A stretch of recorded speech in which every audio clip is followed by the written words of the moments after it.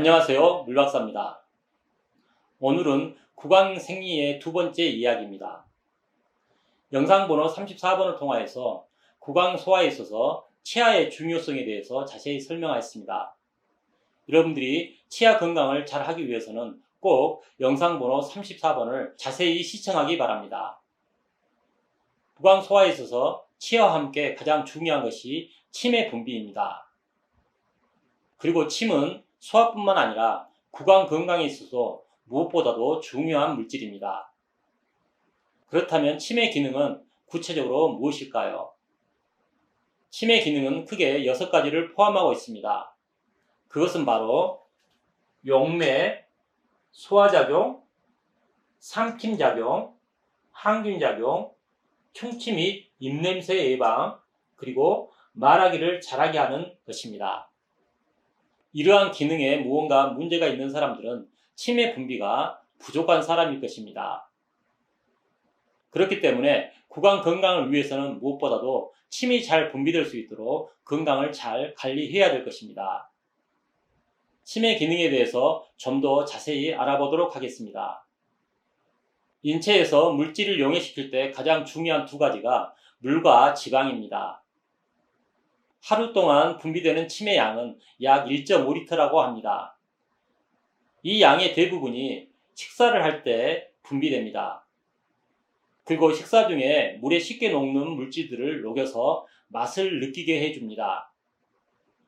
또한 침은 미각세포에 들어있는 물질을 씻어냄으로써 다른 맛을 새롭게 느낄 수 있도록 도와줍니다. 따라서 침의 분비가 잘 되는 사람들은 미각이 매우 발달한 사람입니다. 물박사도 미각이 매우 뛰어납니다. 그래서 맛없는 음식은 아무리 좋은 음식이라도 잘 먹지 않습니다. 물박사의 지인들 중에서 특정 식당의 음식이 맛있다고 하면서 물박사에게 요리를 대접하는 경우가 있습니다. 하지만 물박사의 입맛에는 아주 맛이 없어서 그것을 먹기가 곤욕스러울 때가 있습니다.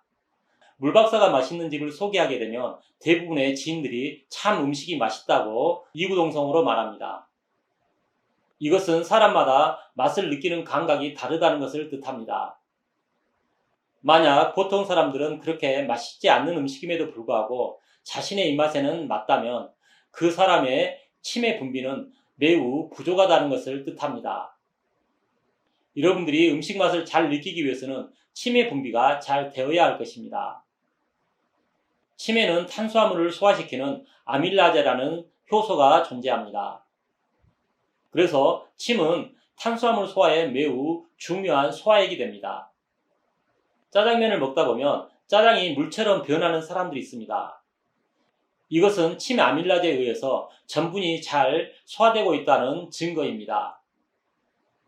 탄수화물은 소화되면 물처럼 변하기 때문에 침이 잘 분비되어서 아밀라제가 풍부한 사람들은 짜장면이 물처럼 변하는 것입니다. 여러분들 중에 밥을 먹고도 소화가 잘 안 된다면 침 분비가 부족했을 가능성이 매우 높은 것입니다. 탄수화물을 분해하는 아밀라제는 침뿐만 아니라 췌장에서도 분비됩니다. 그래서 침의 분비가 적더라도 췌장의 기능이 강하다면 탄수화물의 분해는 크게 걱정하지 않아도 될 것입니다. 하지만 침 분비가 되지 않는 사람들은 췌장의 기능도 대부분 약하기 때문에 결국 소화가 잘 안 될 가능성이 매우 높을 것입니다. 침은 음식물을 촉촉하게 하여서 서로 뭉치게 합니다. 이렇게 뭉쳐진 음식은 식도에 잘 내려갈 수 있는 조건이 됩니다. 여러분들이 밥알 하나를 삼켜 보십시오. 잘 삼켜지지 않습니다. 음식을 잘 삼키기 위해서는 식도 벽에 음식이 어느 정도 닿을 정도로 크기가 형성되어야 합니다. 그것보다 작은 음식은 식도 벽으로 쥐어짤 수가 없기 때문에 잘 내려갈 수가 없는 것이죠. 그래서 여러분들이 밥알 한 톨을 먹게 되면 삼키기가 어려운 것입니다. 그리고 침에는 끈끈한 점액질이 있기 때문에 식도에 음식물이 잘 내려갈 수 있는 윤활제로 작용합니다. 침이 부족하다면 음식물이 서로 잘 뭉치지 못하고 윤활이 잘 되지 않아서 삼키기가 어려운 것입니다. 특히 연세가 많은 분들이 병이 걸리면 침의 분비가 더욱 감소하게 됩니다. 이렇게 되면 병원에서 주는 음식을 삼키기가 매우 힘들다고 합니다. 더군다나 병원의 음식이 싱겁기 때문에 치매 분비가 더욱 감소하게 됩니다. 이렇게 치매 분비가 부족하여서 삼킴이 힘들 때는 반드시 소금 섭취를 충분히 하는 것이 중요합니다. 세상에서 치매 분비를 가장 강하게 자극하는 것이 소금이기 때문입니다. 침은 구강에서 강력한 항균 작용을 하는 물질입니다. 그래서 구강 점막이나 잇몸, 그리고 치아를 건강하게 유지할 수 있도록 도와줍니다.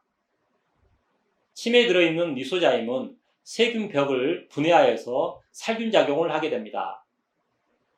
그리고 결합 당 단백질과 RGA라는 항체와 결합시켜서 항균 작용을 하게 됩니다. 또한 침에 들어있는 락토페린은 철분과 결합하여서 세균이 철분과 결합할 수 없도록 합니다. 이렇게 세균의 증식에 필요한 철분을 이용할 수 없도록 하여서 세균의 증식을 억제하는 것입니다.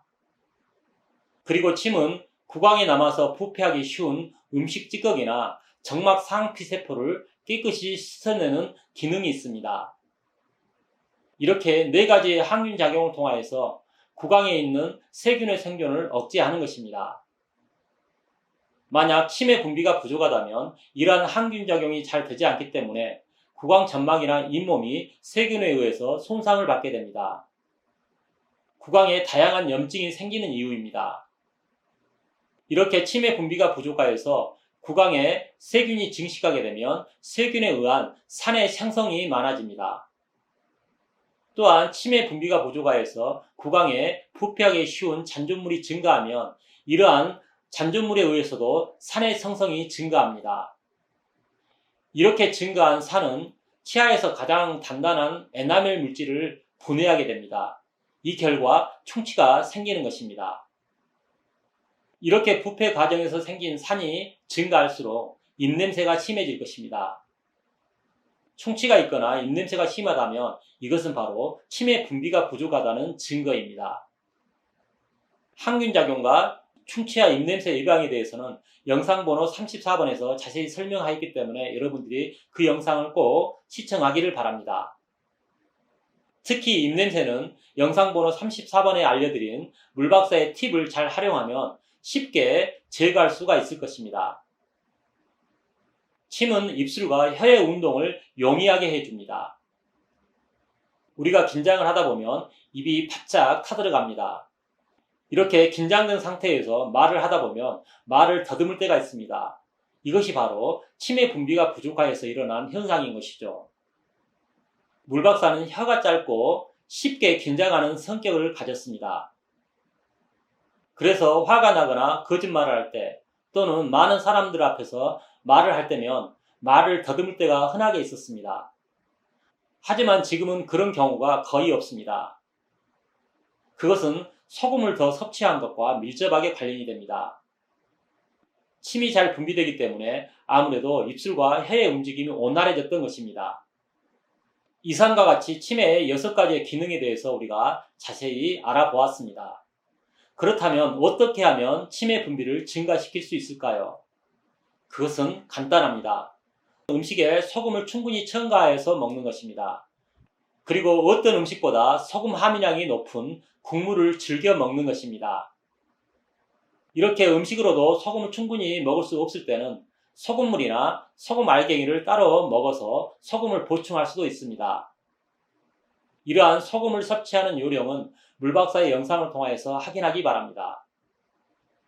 이렇게 소금 섭취를 증가시키다 보면 몸에 서서히 소금의 보유량이 늘어나게 됩니다. 그렇게 되면 수분도 증가하고 이러한 결과는 치매 분비가 잘 될 수 있도록 도와줄 것입니다. 여러분들이 치매 기능을 건강하게 활용할 수 있으려면 무엇보다도 소금이 중요하다는 사실을 기억하기 바랍니다. 특별히 구강에 관련된 증상은 소금을 약처럼 활용해도 전혀 무리가 되지 않습니다.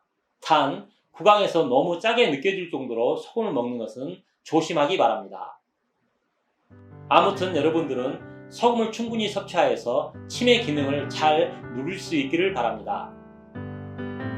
오늘도 물박사의 영상을 시청해 주신 여러분 감사합니다. 이상 물박사였습니다.